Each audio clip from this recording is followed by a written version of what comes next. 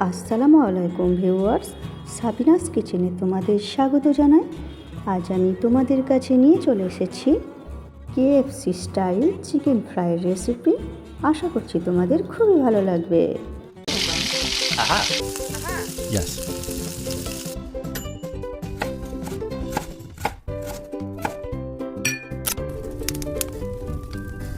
Wow. এখানে আমি 2.5 KG মাংস বড় বড় সাইজের পিস করে কেটে নিয়েছি, ধুয়ে পানি ঝরিয়ে নিয়েছি ভালো করে। এখানে আমি 200 গ্রাম টক দই আমি তাতে পানি দিয়ে কিছুক্ষণ ফেটিয়ে নেব। ফেটিয়ে নিয়ে তাতে এবারে বেশি করে পানি দিয়ে দেব, দিয়ে আমি বাটার মিল্ক বানিয়ে নেব। এই বাটার মিল্কে এবারে পরিমাণ মতো লবণ দিয়ে এরপরে আমি মাংসগুলো সব ভিজিয়ে রাখবো। এগুলো আমি 2 থেকে 3 ঘন্টা ভিজিয়ে রাখবো, যাতে লবণ ভালো করে ঢুকে যায় মাংসের মধ্যে। এরপর আমি 2 থেকে 3 ঘন্টা পর এরপর আমি মাংসগুলো একবারে পানি ভালো করে আমি ঝরিয়ে নেব। এরকম ফুটো ফুটো জায়গা নিয়ে এরপরে মাংসগুলো আমি ভালো করে পানি ছড়িয়ে নেব সমস্ত মাংস থেকে।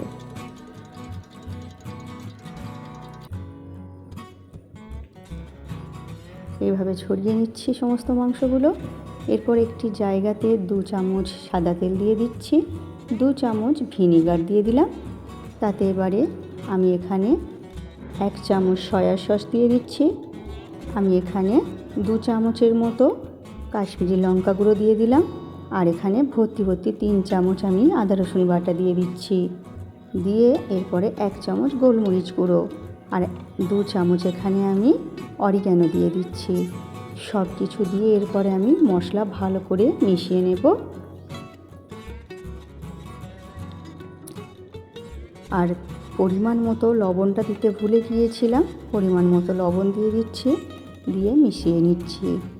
এরপরে সমস্ত মাংস এর মধ্যে দিয়ে ভালো করে মাখিয়ে আমি আবার 1 ঘন্টা ম্যারিনেট করে রাখব। আমি যেইভাবে কেএফসি স্টাইল চিকেন ফ্রাই বানাচ্ছি, এইরকম স্টেপ বাই স্টেপ তোমরা যদি ফলো করো তাহলে কেএফসি স্টাইল চিকেন ফ্রাই খুবই দারুণ হবে খেতে। আর ওদের যে একটা সিক্রেট রেসিপি ওরা নিজেরা কারোর সঙ্গে শেয়ার করে না, কিন্তু আমি যেভাবে করছি সেইভাবে খেতে খুবই দারুণ হবে। তোমরা অবশ্যই একবার এইভাবে বানিয়ে দেখো। মাখিয়ে এরপর 1 ঘন্টা ম্যারিনেট করে রাখবো। এরপর আমি একটি জায়গাতে এই রকম ছোটো বাটির 3 বাটি এখানে ময়দা নিয়ে নিচ্ছি। আমি 2.5 কেজি মাংস নিয়েছি, তাই আমি 3 কেজি ময়দার মধ্যে আমি 1.5 বাটি আমি এখানে কর্নফ্লাওয়ার দিয়ে দিচ্ছি। আর দিয়ে দিচ্ছি 2 চামচ আদা রসুন বাটা, 1 চামচ আমি কাশ্মীরি লঙ্কা গুঁড়ো দিয়ে দিচ্ছি কালারের জন্য, 1 চামচ এখানে আমি অরিগ্যানো দিয়ে দিচ্ছি, আর 1 চামচ গোলমরিচের গুঁড়ো, পরিমাণ মতো লবণ দিয়ে আর 1/2 চামচ বেকিং পাউডার দিয়ে দিচ্ছি। সব কিছু দিয়ে এরপরে আমি হাত দিয়ে ঘষে ঘষে মশলা মিশিয়ে নেব ময়দা কর্নফ্লাওয়ারের সঙ্গে। আমার রেসিপিটি তোমাদের এই পর্যন্ত পছন্দ হলে একটা লাইক করে দিও। পরবর্তী রেসিপি কী পেতে চাও সেটাও কমেন্ট করে জানিও। এরপর আমি 3টে ডিম নিয়ে নিচ্ছি, নিয়ে পরিমাণ মতো লবণ দিয়ে দিচ্ছি, 1/2 চামচ গোলমরিচের গুঁড়ো আর 1 চামচ ময়দা দিয়ে দিচ্ছি, দিয়ে ভালো করে মিক্স করে নেব। আমার এটাতে 4টে মোট ডিম লেগেছিল, আমি 3টে প্রথমে দিয়েছিলাম। তোমরা একইভাবে মশলা দিয়ে যদি আর প্রয়োজন হয় গুলে নিও। এরপর আমি দুটো পাশাপাশি রেখে দিয়ে আমি ময়দা কর্নফ্লাওয়ারের মিশ্রণে হালকা করে একটু পানি ছড়িয়ে দিয়ে এইভাবে মাখিয়ে নিলাম। নিয়ে এরপরে একটা একটা করে চিকেনের পিস নিয়ে এইভাবে ডিমের কোট লাগিয়ে দিচ্ছি। আমি একটা কোটই লাগাবো, আমি ডবল কোট দেব না, ডবল কোট দিলে বেশি মোটা হয়ে যাবে।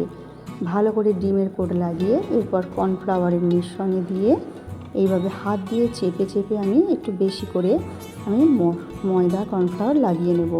দেখো যেভাবে আমি হাত দিয়ে চেপে চেপে মাখিয়ে নিচ্ছি, তোমরা এইভাবে সমস্ত চিকেনগুলো এইভাবে মাখিয়ে নিও।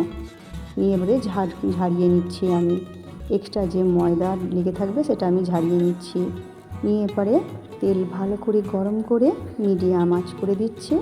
দিয়ে এবারে একটা একটা করে আমি ছেড়ে দেব। আমি একসঙ্গে বেশি ভাজবো না, অল্প অল্প করে ভেজে নেব। এক পিঠ হয়ে গেলে উল্টে আমি এইভাবে চিমটির সাহায্যে উল্টে দিচ্ছি। তোমরা খুন্তি বা ছাঁকনির সাহায্যে এইভাবে উল্টাবে না, তাহলে ধারগুলো ছেড়ে যাওয়ার ভয় থাকে লেয়ারগুলো, তাই এইভাবে চিমটির সাহায্যে উল্টে দিও। এইভাবে একটু সময় নিয়ে আমি মিডিয়াম আঁচে সময় নিয়ে ভেজে নেব উল্টে পাল্টে। প্রথমে তোমরা চাইলে দুবার ভেজে নিতে পারো। প্রথমে হালকা করে ভেজে তুলে নেবে, শেষে আবার খাওয়ার সময় আর একবার দিয়ে ভেজে নেবে তোমরা যদি চাও। আর যদি না চাও তাহলে একবারেই ভালো করে অল্প আঁচে করে ভেজে নিও। এইভাবে ভেজে নিচ্ছি, সব দিক ঘুরিয়ে ঘুরিয়ে আমি উল্টে পাল্টে সব দিক ভেজে নিলাম। এবারে নিয়ে একটি ছাঁকনিতে দিয়ে তেল ঝরিয়ে নেব। এইভাবে সমস্ত চিকেনগুলো তোমরা ফ্রাই করে নেবে ভালো করে।